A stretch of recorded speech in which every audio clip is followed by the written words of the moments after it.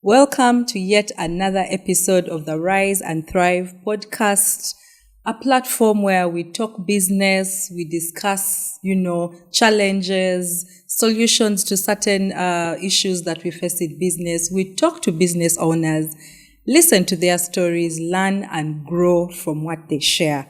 So we are still continuing, like I mentioned to you before, with our 5-part series of men that are doing amazing things in business, right?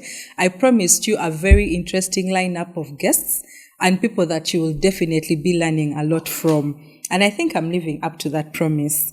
So allow me today to introduce to you our guest. So today we are going tech, right? We know everyone knows that technology is now the on thing, right? We are going the technology route, but most of all, he is a friend. So ladies and gentlemen, allow me to introduce to you Michael Kazoora. Yay!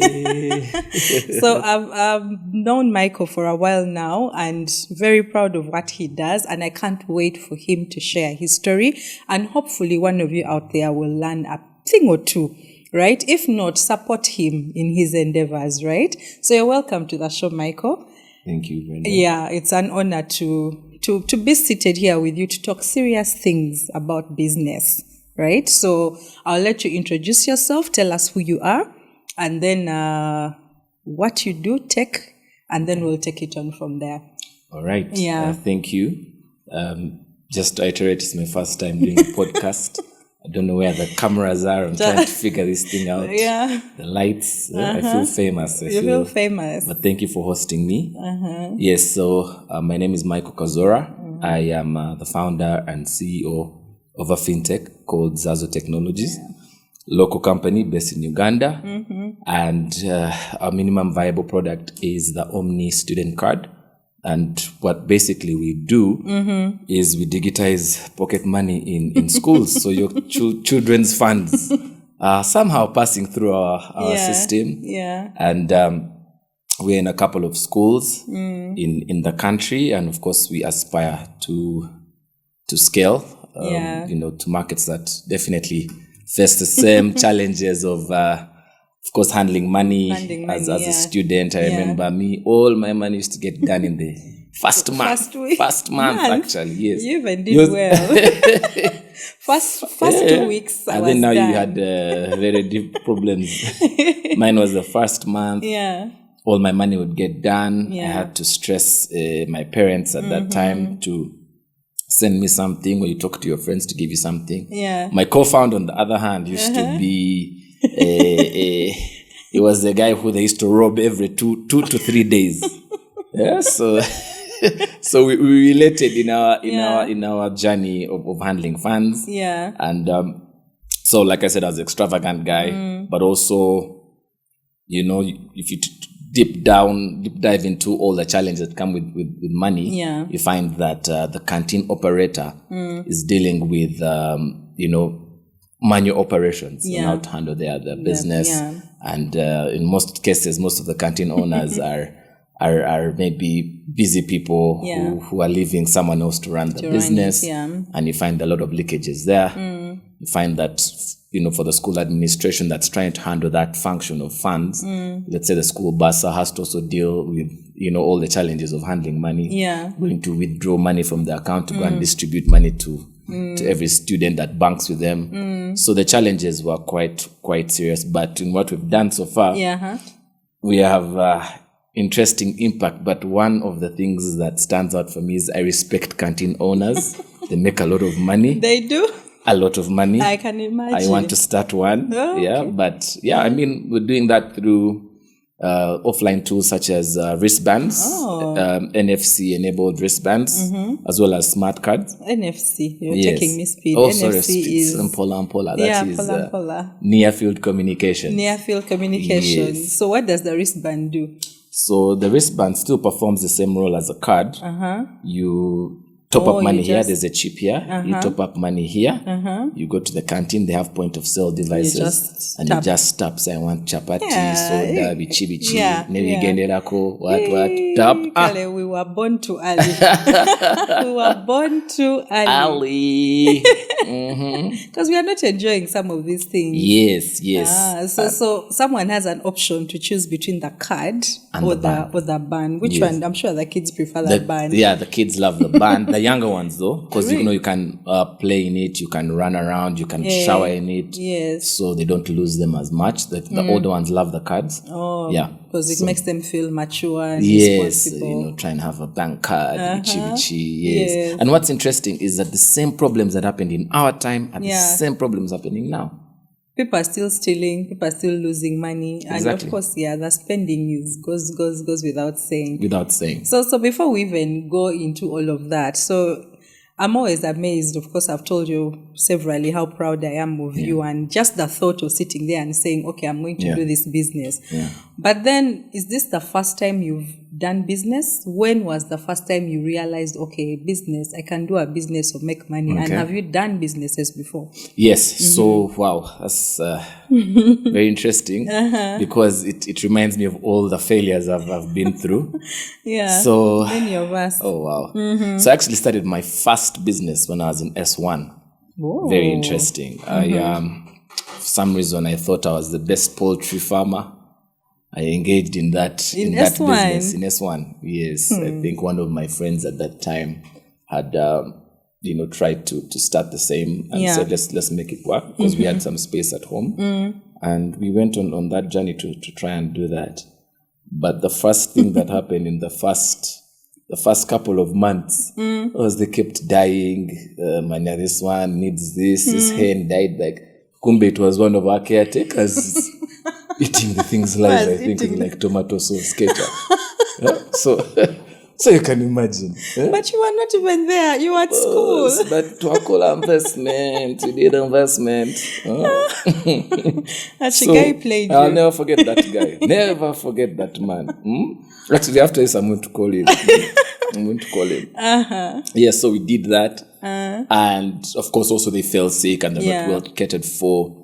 And at that time, my dad was supportive when he sees that, these hens are about to let's sell them off. And he was kind enough to remit funds to me. So I think that was one of my first engagements with handling money and business. I still didn't understand, structure and all that. But I got to value that.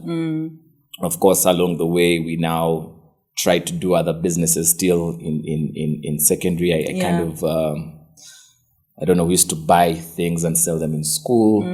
Were those guys somewhere legal, somewhere not legal? Those cool kids that would bring in some illegal things and sell small. So yes, we used to do, at least we used to engage in some sort of commerce along the way, and I started really valuing making money outside, typical handouts. Then I believe in my Essex vacation, we decided to organize events. So there's live events where you again have a theme. Who are you people? Have a theme. I really started a company. We had a theme. And the goal was, actually the thing was called True Story Entertainment. True Story Entertainment. Yes. What kind of events were you? Just live parties. Like parties, and charge at the door, yes. You charge at the door. You also try and sell products that you're trying to push and make some good margins on and sell. And my love for organizing those kind of events continued to morph into something when I went to the university. I actually now set up another company called Eclectic. I partnered with called what? Eclectic. I partnered with a friend of mine, a Kenyan friend called Brian Kiboy. Shout out to him. We did that and we organized very big events in university. And one of the product sponsors at that time was actually Play Energy Drink, reached out to us and they wanted to sort of have experiential marketing with the product, push it to the university students, and we're the perfect guys. What? And we organized events, and we made some small money. Some money. Some small money. And I won't ask what you use the money for, but let's not get there. Let's not get there. Yes, so we did that. I then somehow decided again to move that when I came back to some sort. I tried to manage artists, musical artists. It's a whole side of me people don't really know. I'm also in shock. Yes, I tried to push a bit. We did that, and we called the company now with my colleague here called Ron. He actually had his wedding recently. We called the company Ron and Hayes Marketing. We and some sort of musical management. I don't want to call it a label because clearly it wasn't a label. Yeah. And we interestingly tried to manage a few artists or try and organize something for them. That's very interesting. Yes.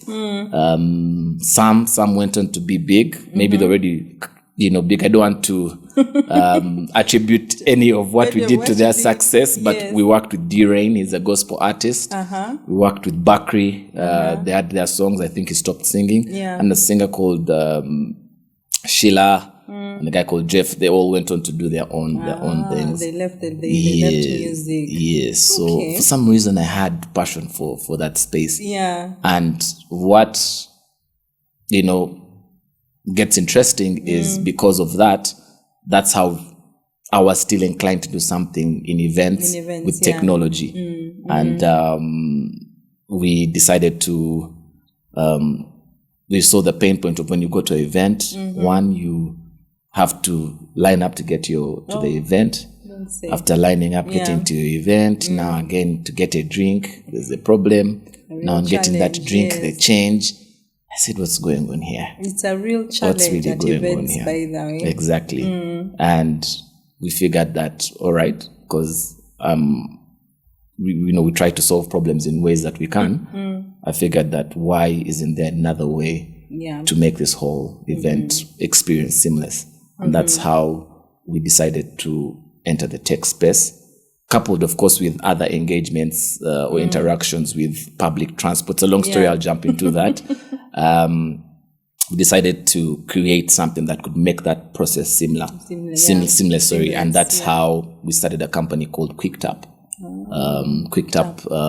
That was one. We didn't want to, let's say, sell tickets, but wanted to make those tickets do amazing things, right? So how do you now use that same platform to go and purchase things without having to have change, having to do that? Fighting. Yes. So we said the same wristband that you get is what you now wear, top up money on, and go and transact. Such a great idea. Yes. And we were really early. Really, really, really so early that no one understood what we're doing.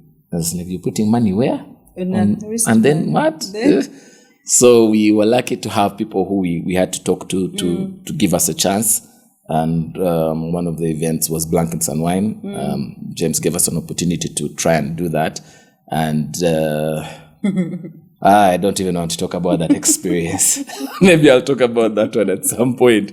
But he gave us the opportunity. We tried to launch the product. We did that with a couple of events. But I was still very fascinated about,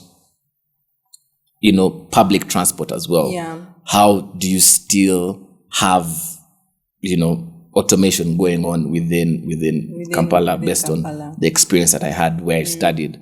So I felt that we could still do the same thing. Where did you study? Use the same technology as I did study in South Africa.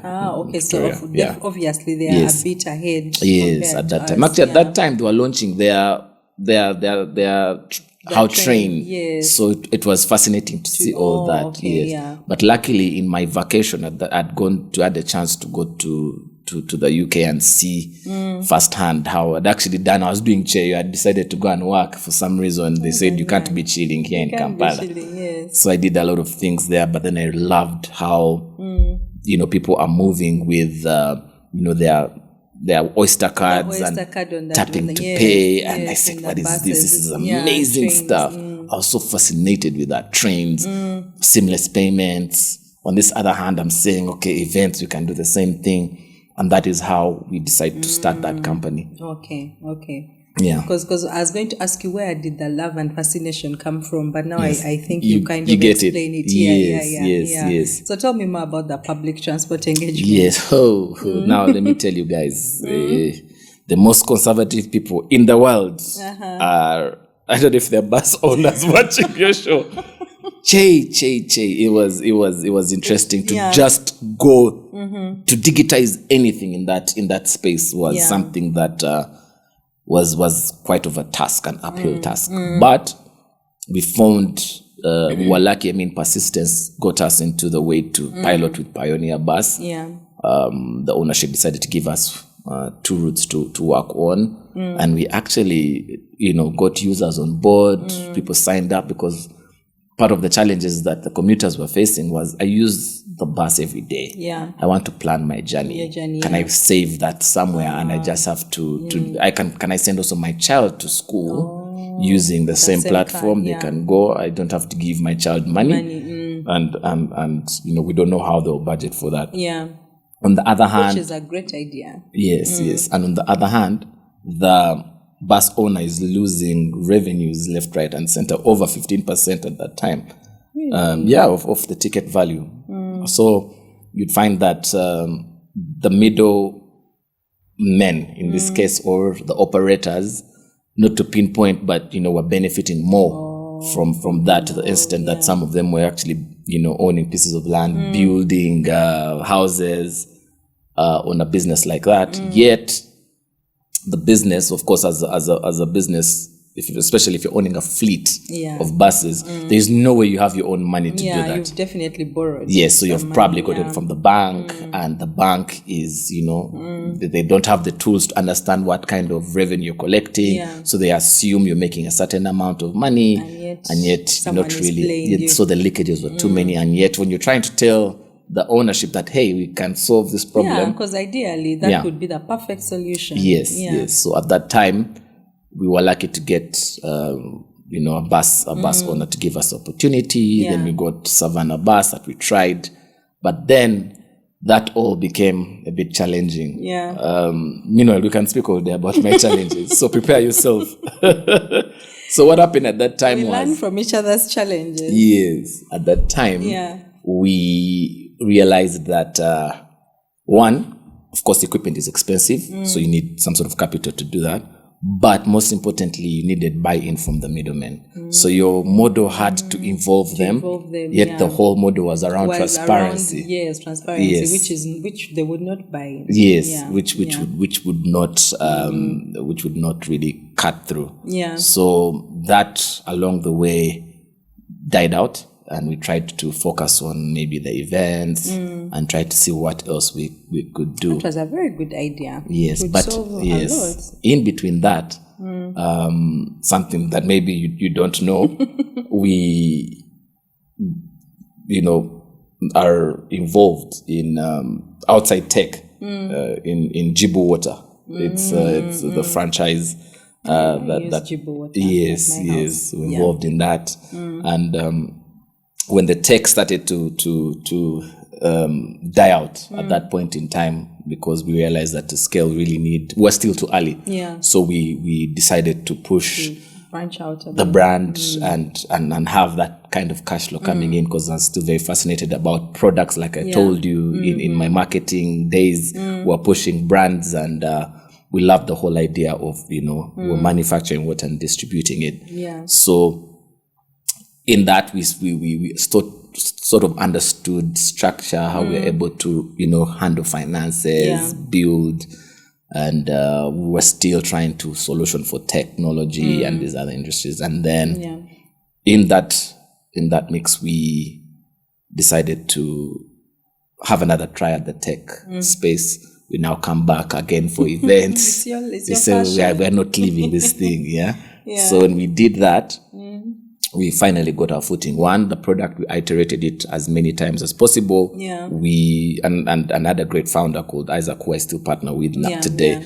Yeah. At that time, he was also still trying to, improve on his tech skills, as we're also trying to figure out how best we can push this. Yeah. So we continued pushing, and what was very interesting is one of my nephews was calling me, telling me in school, saying, hey, if I send me some money. But you're like, boss, you went for school, you went to like school like 2 weeks ago.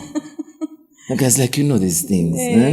These guys, I spent my friends, there's a way you do it. Today I'm the one paying, then there's a way they all, each one has their own way of doing. Now me, I had to pay for everyone for the week, now, And I'm like, okay, interesting. And so this problem that I had has not changed. It hasn't changed, really. It hasn't changed. And her sister, on the other hand, I think maybe they robbed her money once or twice. And I was like, okay, that's very interesting. So I said, okay, so where do you keep your money? In the suitcase, physical cash. I said, oh, okay. So that's the challenge that happens. What's going on? Why don't you keep it with the bus? They're like, no, the long lines, when we go there, they give us less money than we want. And it's frustrating. I'm not in control of the funds. And I said, wow, everything that we've been building, the light bulb moment comes out at that point. I'm like, wow. This is the moment. I said, we have the technology. We have everything that we've been doing. What's the challenge with that? And unfortunately, at that time, in my company at that time, we had a bit of, partner issues. We were not aligned on certain things. And it led us to say, you know what, let's leave this for our sanity, and we created our own company called Zazu Technologies. That is how Zazu Technologies comes about. So that is you and Isaac now. Yes, Zazu. So that's me and Isaac that come up with that, and we immediately start developing and pushing this into schools. We went with a very basic product, pushed it into our first customer who gave us a chance was I want to know who was that one. Well, there's a debate. The schools keep arguing amongst themselves who the first was. But to actually put in the solution. To sign was not them. To try the past product was Vienna College. Yes. They really and we call our partners now family. So I call Auntie Mabel, who's running it, the vendor, the canteen and all that. Oh, she runs the canteen. Yes, gave us the opportunity to start that. Of course, I had talked to the management. I talked to Nisha. I talked to people who helped us to start, and were able to pilot with them. And at that time, we had just signed the Trinity Senior Academy. And what's interesting, and what's interesting is that the management at Vienna looked at our product and told us, Michael, you guys, these are the challenges that we have. We came with a basic product, and we ended up developing a whole new product because of what our partners say that we need to do. And each time that we launched to a new school, they ended up getting a better version, a better version. Okay. Yes. Did you study technology? Interestingly, no. I'm not the tech guy. You're a tech guy. I'm just a talker. You're just a talker. I'm just a talker. The tech guy is Isaac. Is my partner, is the CTO. Yes, but that's the beauty of partnerships. Yes. I would imagine if you were both in tech, you probably would not work together. Not one has to do something better than the other. Yes. Okay, definitely. so I just want to break down how this card works in my head, right? I get the card, I load it with money, give it to my son. He goes to school.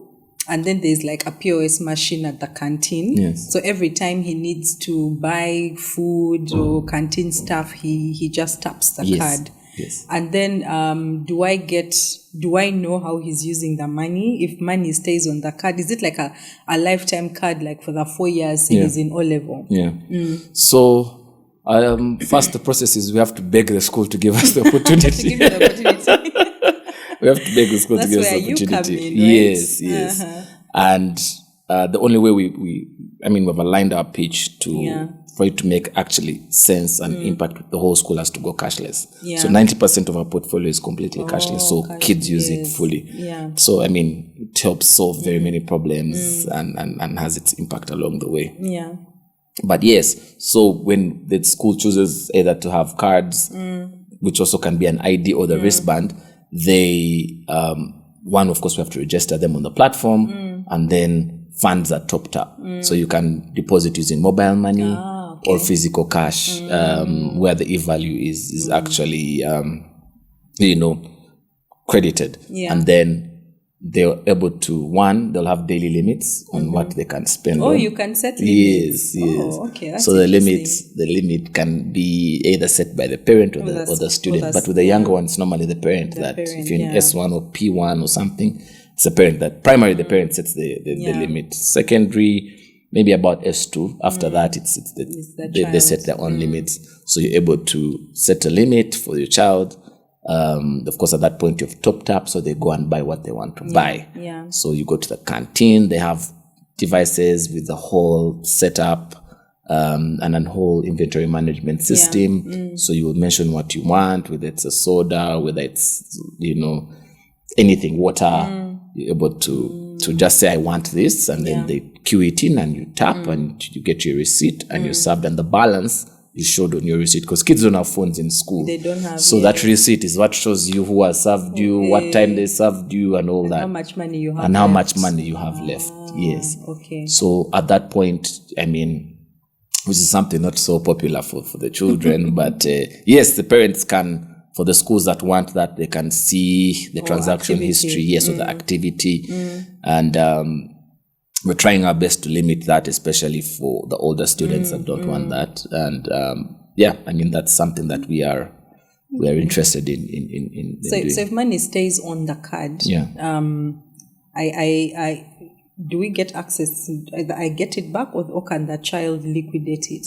Yes, so the child can liquidate it at the end of the term, or when they are, going out of school for a trip, or if they're, trying to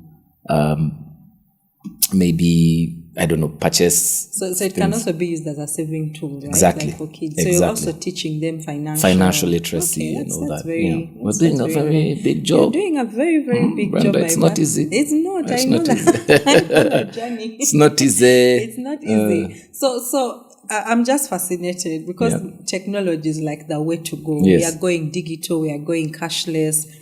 I would struggle to understand why schools would not buy into it. Yeah. What's the challenge? Is it that why wouldn't they buy? It's such a very So one or two things. One, traditions die hard in schools. In the sense that if there's anything that's going to alter the status quo, they rather not take it. They would go about it slowly, and especially if it is an outsider just coming in to say, hey, I am Brenda, I do this, and we are going to handle your monies. Don't worry. They say, who are you, number one? Who are you? Yeah. Like, who is using your product? So we realized that the first way to get in was we need to get key account schools that can give us that buy-in and that confidence. Yes. So when we were able and lucky enough to get in, it's now what we use to propel ourselves. However, that is not as sustainable, because your social capital can only get you to a certain place in that space. Yes. So you start to realize that there are other ways that you need to get into these schools, which for us, we figured that shorten that sales cycle. You have to talk to someone who the school can relate with, who they know, and how you're able to actually assure them that you're the right people to avail the solution, and the money is safe. Yes. Okay. So tell me, how do the conservative schools, like the government schools, do you have any? Because I would imagine those are like the more conservative ones. Yes. Do you have like those original government schools on your portfolio? Yes, we do. And they are really the best schools to have. Traditional schools, because once you digitize that, it is so impactful to the level of you really see change happening immediately. A school has gone digital and it's amazing. Yes, and one of the schools is Chibuli SS. There are over 2,500 students. So what? 2,500. Wow. And they're completely cashless, so they don't accept they cash. Don't accept cash of any form. Yes. Okay. Statistically, we have reduced pocket money theft in the school by 90%. increased student savings by over 50%. 90%. Yes. Like theft is not there anymore. Yeah. We are the reason as to why people are safe. We're doing good things. Exactly. Safe. But now, I would like to talk, you hinted on it, but I think we can speak slightly more about it on the issue of partnerships. Yes. Because sometimes you can't go at something alone. Yes. Sometimes it makes sense to have a partner. How have you aced your partnership with Isaac? Because I know you guys work, you really work, you sync well together. But then you had to leave a certain partnership for this one to happen. Yeah. So you've had experience with bad partnerships and good partnerships. Yeah, maybe you can just share. Or what are those things we need to look out for? Wow. So let me see. How would I phrase this? Yeah. So partnerships can be the best and the worst thing in life. Yeah. And the way you have to go about it, let's say if you're starting a business. Interestingly, Isaac is my childhood friend. When we started, the thing that worked for us was one, he has opposing strengths to me. Yeah, he adds value he's the tech guy. Yeah. And most tech guys are not talkers. And he saw me as the guy who was just going to go and he saw me as a salesman. Yeah. It's like, okay, we build and then you go and bring in the money. Because if he decided to build products by himself, who would sell them? Yeah. And who are you building for anyway? Yeah. So that for me was something that we felt was great. Plus his character, he's a calm person, and I figured that this is easy. Somehow we just gelled and were like, let's try and do this thing. Yes. And then on the other hand, we had partnerships that didn't work. Not because we had opposing strength or anything. It's because one, someone is not as aligned with you at that point in time. Yeah. Let's say if someone is also, maybe if one of them is giving you money, may not understand patient capital and maybe wants to again run operations in the business. The different challenges that we had. And also one of the challenges is that we gave out too much equity early in that, they had a higher say in where we need to go. Yeah. Things that really I am so glad I experienced at that time, because now we have shaped ourselves into ways that we come with a lot of scars and bruises on what partnerships are really all about. So in how we would look at it is you'd have to have great opposing strengths, be passionate about the business, because you guys can both burn out. One person can burn out. If I burn out, we're not so sure of how the product would move. If he burns out, you have no product. we are messed. Yeah. So you have to first align yourselves on, is this something we can solve? Yeah. Because what people don't get is they see Zazu operating 4 years, coming to 5, maybe in true operations like 2.5 or 3 years, and they think that's when we started. So this thing, it's been 15 years in pushing this product. Yes. So you can imagine he has been patient with me on that whole journey. So only that we're now seeing real traction happening now. Yeah. So for me, that is a key takeaway on how to go about such partnerships. Is your partnership documented? Yes, definitely. It is. Okay. All right. And still staying on the product side, because you said you're not a tech person. Isaac is the tech person, and I know to come up with a product you have to go through. I'm not a tech person, but I know you have to go through lots of testing, product development. You test this and that. How was that journey for you? And that involves money. Yeah. You need to have money. Yeah. Were you earning from somewhere else, or this was like your lifeline? Like, this is all we are doing. Yeah. So because he is the tech guy, that was, equity he could bring on board. Yeah. So the tech, that's the beauty about it. So when guys decide to be solo founders and hire a tech guy to work on the product and then make him co-founder, there's a difference, right? He built knowing that what we're building is going to have impact in this way. So that is what he brought, and we didn't have to pay him for that. If I would bring a customer or two, he didn't have to pay me for that. So for us, that was what our equity was. About revenue, that was a very interesting story. Of course, each of us had to have other places that we're trying to earn a living from. And he would consult, offer his services. As like I told you, I am involved in the water business. So things that would keep us really alive and afloat and kicking. It's not like how in the States someone leaves their school and they're going to. These are guys who have trust fund children. Children who are, man, I dropped out of school and now I've built a multi-billion-dollar company. From where?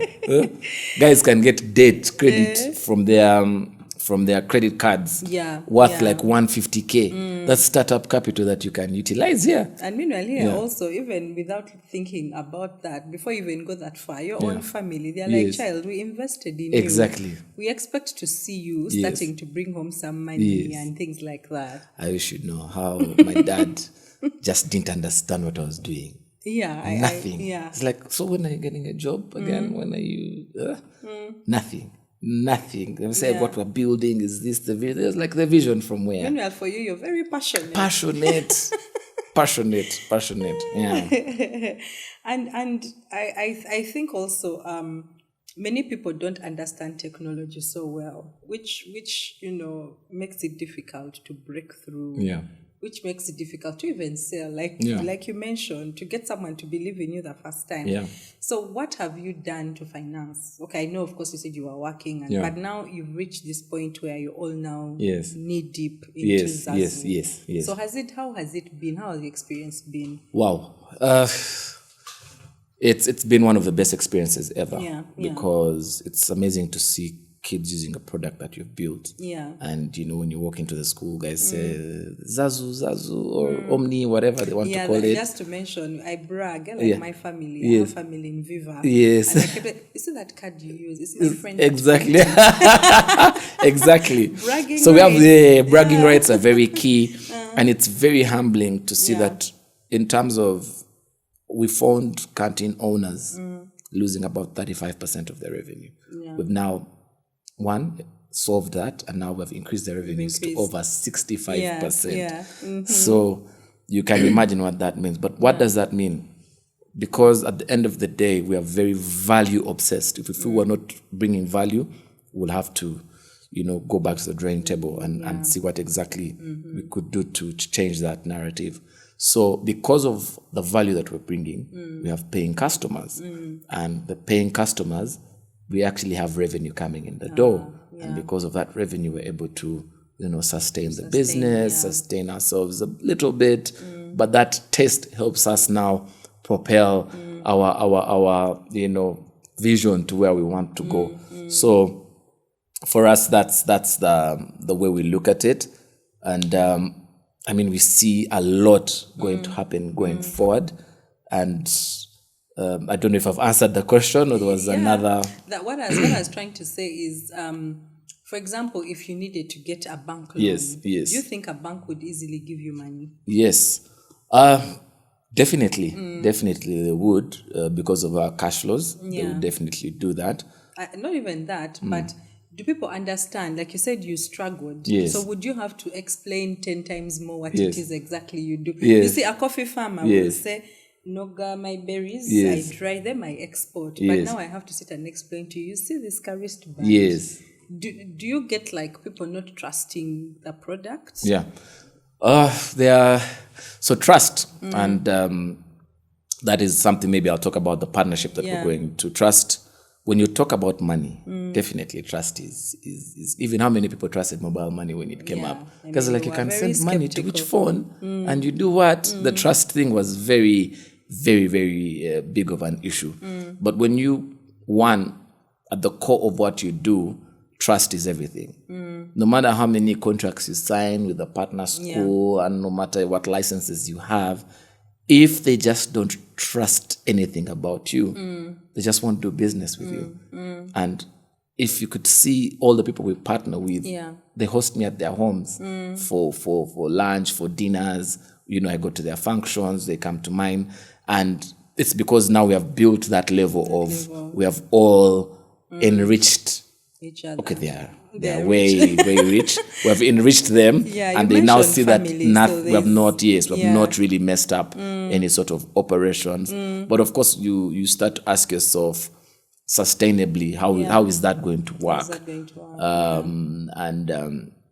That is why we've now announced a new partnership. Yay! One of the biggest partnerships ever. Yes. And this is I believe I'm allowed to say. Yeah, please. Yes. So speak about it. So we have recently partnered with Bank of Africa, one of the biggest banks in the continent, on one of the best deals we feel in our entrepreneurial journey. It's a licensing deal, a partnership deal, that is going to see us on board their school portfolio of over 2,000 schools in the country, and quite a number in the continent, with over 10 million students going to be onboarded. I'm not leaving. That's not me. I'm not leaving this guy. If you call me and I tell you if I post this picture, just know I'm trying to tell you I'm with. I'm putting myself, we need a frame. We need to frame it.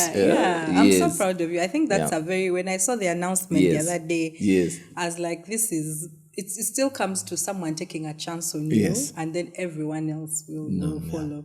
And what's very interesting is we've done this without any venture capital, no angel investment, no grant, no government support. Just a product. Just, hard work, grinding to get us there. And, that's amazing. I think I don't know if I'll talk about the whole VC situation, but we should add it at some point. We need to add it at some point. But these are guys who just believed in us. First of all, to get a bank partnership, let me tell you, Brenda, it's I'm sure in your lifetime, you people who are in these spaces, they are very structured, to be honest, very, very structured. But because of that structure, there's a lot of red tape, a lot of bureaucracy, a lot of, it took us a while to close this deal. I didn't just close it after talking 2 days ago. No, it took us months and months to just get to where we are today. But at the end of the day, you see this product is bankable. This is something that you're adding true value.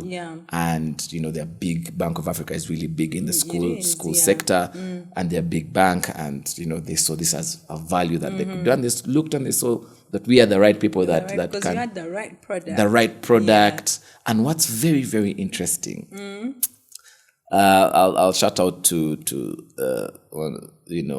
Madame Farida, one of the co-owners at Viva. She's the one who actually talked to Bank of Africa and told them, we use a very good product. The founder, Michael, is a very good friend. I think you need to have a discussion with these guys. Yes, they are a great tech company. Exactly. Imagine a client saying things about you like that. And I said, look into them. I think there's some people, you need to work with them. How do they get to more schools? She's talking about that. And she's also a person who would call other schools, say, you guys need... And also my other partners in these schools do the same. Because they've seen the value. It's a good product. Exactly. And what was interesting is we were pitching to Bank of Africa at that time, but we're not moving the needle as much. But when she said, you guys need to meet these guys, and then when we met the team, and they said, you're the people at Viva. And I'm like, yes. They're like, wow. So your customer has actually referred you to us. Trust. So imagine what that. So whatever steps we had to move, we skyrocketed. Yes, we moved all the way, and it was very amazing that when we signed this deal recently. I remember when I was with you, Brian, I was like, boss, we are waiting.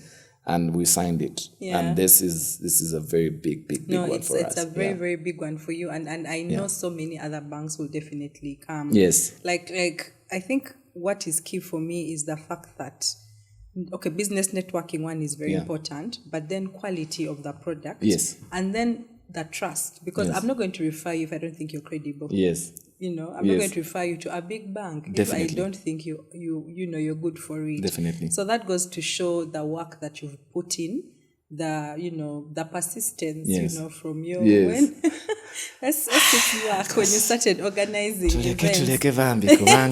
This is where all that prepared for this and even more. So for me, my take home from your story really is that the persistence, but also quality of the product. Yes, that's true. I think it couldn't be said any better. Yeah, that has really gotten us to where and like you see, we've been in this for a while. Yeah. So even just that time alone, has gotten us to know that we really know what we're building and we know what we're doing, and we are definitely going to make this partnership work. So does your family now understand what it is that you're trying to do after all these years? They do now. My people are understanding it slowly. Yeah. And what's interesting, I mean, it's because when we enter rooms, yet we're not in very many schools, I could say, but 1 in 5 people are using our product. Whether I know that or not. Yeah. It's amazing. Yeah. Okay. And just to take you back, I'm trying to get, because from your story, it's like business was calling you. Yes. Did you grow up where any of your parents like into business, or you just, for you, money has always been your thing? I need to make money, start a business, like from S1 or whatever. So what's interesting is I'd wanted to be a politician, to be honest. I'd wanted to go into government. Eat money. I really wanted to be actually a diplomat, and that's what I studied. Actually, I really wanted to go into that diplomacy. I'd really, I was passionate about that. I'm still a keen follower of politics, so I'm always very curious to know, what's going on here and there. So I always felt what they need to serve, but also, playing a role of just something that is in that line of politics, because we have a small family history in that. So we went into. I wanted to get into that, and that's something that my dad wanted me to be a part of. God rest his soul.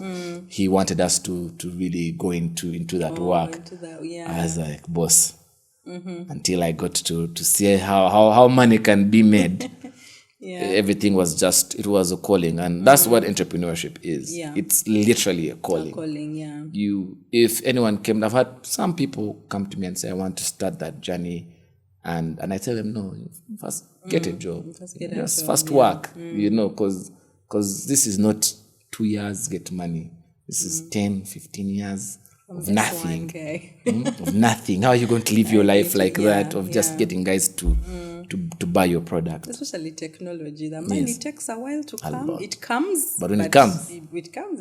That's why I'm not leaving you. Don't leave me. Never leave me, by the way. Never leave me. Never leave me. Because when it comes big. It will come, yes. I know but then it's what you've said is true about entrepreneurship being a calling. Like, it has to be something that you're ready, and when you're ready you will know. I feel it's one of those things you're like, now I can do this, and then you do it.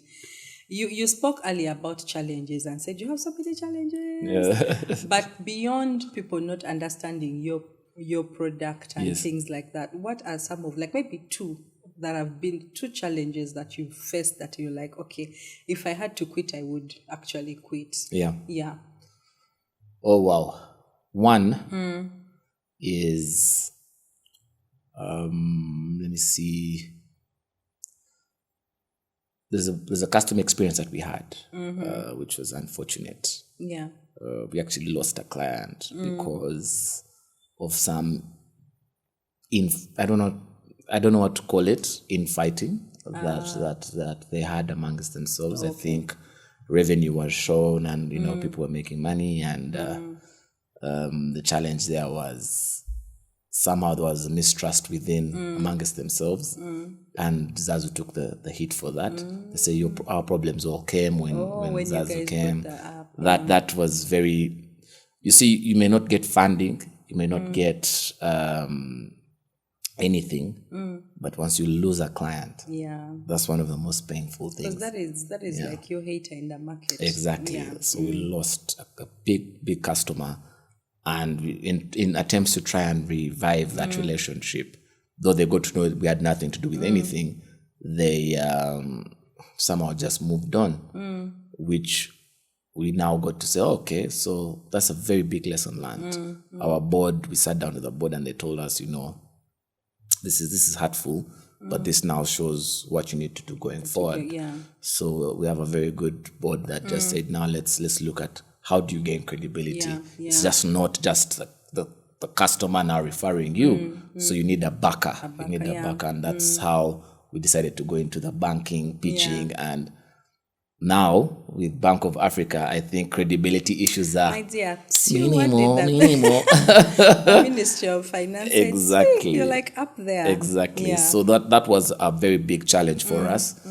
The other challenge, of course, was maybe still related to that, is how do you onboard a school? They're not willing to pay for certain things. So you have to find a way of how you have to get funds to deploy this technology that will recoup funds. Oh, that's like for the POS. Yes, no one is willing to spend on those things. So you need to also understand how you can have great, partnerships around de-risking that.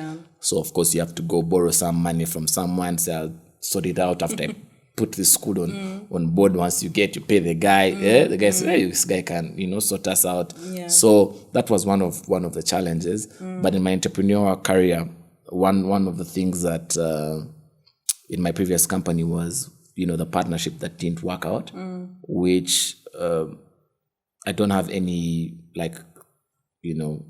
grudge or anything. It's just that I thought we as friends just are no longer just because of business, because of something that didn't work out, right? But it was a blessing in disguise because we have learned quite a bit there. And I'm also respectful for their time that they showed.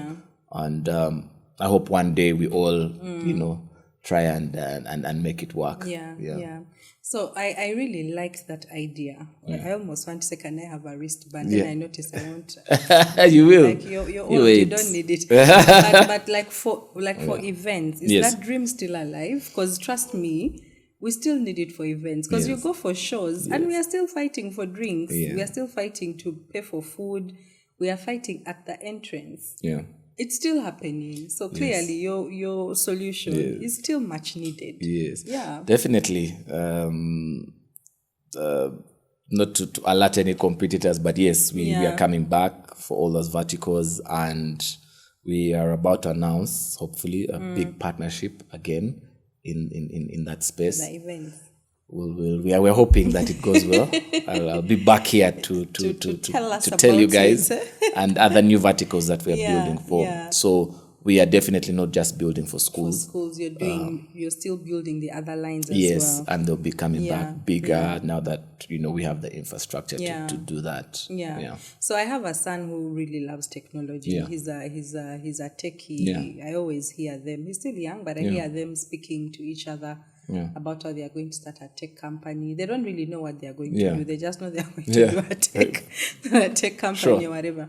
So if there are young people out there, not even young, but people like who are trying to, start a business, especially in the tech industry, what advice would you give to them, considering you know what you know and you know how far or the work that it took to get you to this point? I think the first thing they need to know is entrepreneurship is not for everybody. They need to know that. They need to really, really know that. So you'd either have to first give him some money to move around, because that business is not going to make him money. Not at all, not at the beginning. So what he needs to do is, or people in trying to do that is, a lot of the techies out there go have a perceived problem in their mind, or have maybe talked to one person, and then they go and build that product. And then you go build that product and you're like, now it's time to launch. And what are you launching? You've launched, no one knows what you're doing, you're not solving anyone's problems, but you have a beautiful product. It looks good. The dashboard is shiny. Yeah? There are things just popping on your app. On the app, yeah. You can imagine we do not have an app as Zazu yet, a mobile app. It's launching. We're going to launch it, but we didn't start by building an app. No, it's because if you're solving for school children, what do you need? They don't. Yeah, exactly. They don't have phones. Exactly. So we went basic USSD top up money. Everyone has mobile money. Link that. Now we're going to launch the app, but we didn't first start by launching the app. Yeah. The basic product that we released to schools was so basic, so basic, than where we are right now. Yeah. So don't wait to now build the most fancy product. This is what we actually did. The story that I forgot was when we were trying to solution for public transport. Yeah. So I talked to people to put in money. Investors are like, no. I went to each bus owner and I told them how we have the best product in life going to solve their problems. We just had like a dummy thing to showcase. Yeah. Said, can do this. Luckily, none of them really wanted to see how it works. Because they're old people. They're like, hey, the technology is good technology. I love it. So I went and I signed 3 bus contracts. Yeah. Yes, so I went, got those 3 bus contracts. I went to the people who can give us money. I said, guys, 1, 2, 3. He's here are the contracts for this thing. Now let's start building. So I had to first get customers. You and then you worked backwards. Exactly. So even before our first school, we had to first close the school. Yes, that's how I had to first do it. First had to close a school and then work backwards. Yeah. So don't rush to building things that no one wants. Yes. Yeah. There should be an actual problem. Yes, that you're trying to solve. A true problem. And not just for one person. Yes. For a whole lot of people. Or at least a significant amount that can give you some recurring revenue. Yes. So you need to do that. And you don't have to be a tech person to run a tech company. Yeah. You can have a tech partner. Yes. So I run a tech company, but I don't code. I have nothing to do with that. Yeah. Nothing to do with any of that. It's just partnerships. The right kind of partnerships that you need. And that is what is working for us. Okay. Yeah. Those are very great insights because you need to do your research. Yes. I think that's the research component. I think we hosted a guest a few weeks back and they were saying the first thing you need to do is do your research. Exactly. Is your product needed? Yes. How will you sell it and things like that? So it applies for technology as well. As well. Yeah. A lot. Yeah. What's your biggest business regret? That's a very good question. Again, it's a regret. It's a regret, but also a blessing. Yeah. It's something I've already talked about. I had partnerships that I felt like a huge chunk of my life was I don't say wasted. I mean, experience was gained, but a whole part of it was gone. Yeah. And that's something that I really regret, but also I'm glad that it happened. The second, it's not related to business, but it's sad that my parents who passed are not in the position to see what we are doing now. Oh, so considering they asked, what is it that you're trying to do? I was like, what are you, like, if they were alive to see what's going on now. But I'm sure your parents are very proud of you. Yes, yeah. I hope anyway. But I know, knowing my dad, what is this boy doing right now? No, but now with this big announcement, I'm sure he's like, I've always told him he can do it. Exactly. I knew it from the start.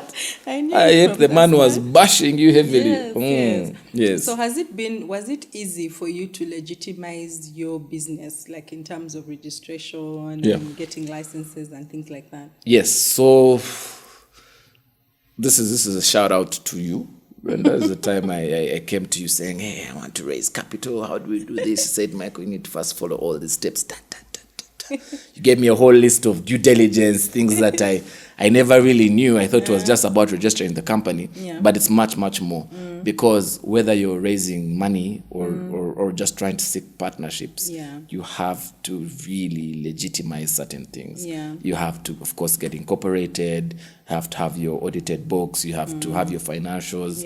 If possible, have someone that, whether part-time or full-time, that can manage that for you, really give you a true picture of your business, have all sorts of due diligence sorted, so that, because we wouldn't partner with a bank if you're not sorted on that side. You can't do that. Even just with schools, you need to be really legitimate at that point to really do that. But also, on the contrary, when you're starting and you over focus on legitimizing the business instead of focusing that energy on product fit. on getting product fit. You say, no, now we are going to organize this. What books of accounts are you having? Exactly. When you're just two months in the business. So there are some things that along the way you really need to do. Yes. And of course you need to have real great mentors in the space that can help you navigate. People see registration as a very tedious but I think they've tried to make it easy. With all technology happening, you can register your business online and all that. Yeah. Okay. So that's it. All right. It's been a very lovely conversation. I feel like we can go on and on. On and on. Time. So I'll just. What are your parting shots before we close? What has this journey taught you? That to where you are now? I mean, this journey has taught me how to be resilient, how to be persistent in something to actually see, and also patience, because to be honest, this has been a long journey to just get to where we are today. It has taught me the value of time. It has also brought out character in terms of how we need to deal with employees, how to deal with customers, how to deal with partners. It has taught me a lot, and to really show that building a business in this economy now, which is tight, if someone gives you their money as a customer, you have to really, really, really be grateful for that. And of course, great partnership will always make sense, and we can build locally in terms of how we can push our products. We don't necessarily need VC money. We don't need. We can just get people who are actually giving you product market fit, and you can make it work. Okay, I know it's been an interesting journey, and it's still going because you have to make it really big. Definitely. I have to align with people who have a lot of money. You guys. I'm counting on you. So really, I think you guys are doing an amazing job, you and your partner, Isaac. Proud of you, and we wish you all the best with the partnerships, because I know so many will come. And I hope you guys have learned something, especially for you who are in technology or are planning to start, different ventures that involve tech. And even if you're not, but you have a solution, he partnered with a tech person. So thank you so much for sharing your insights, some of your challenges, and how you kind of navigated them. I'm sure many of us are learning a lot. And thank you for your time, Bambi. No worries. Because I was like, now this guy is too big. No, I'm grateful to be here. I'm glad I was one of your first subscribers on your channel. And you guys should follow me also on Twitter, Instagram. Munyambe, help me. Help me get some followers. We will link your socials. I'm tired of having 20 followers. I need guys to really support my channel. No, I think a time will come when you'll even have a PA, someone to manage your social media. No, I mean, shout out to the setup here. It's amazing. And looking forward to the final. One day I'll turn the camera to Agri so people can see. We need to know who Agri is. We need to know who Agri is. So thanks, guys. This has been interesting. Remember, we are still going on our 5-part series of men that are doing amazing things in business. I promised you, I will not disappoint. You will learn, we will share, we will rise and thrive together till the next episode.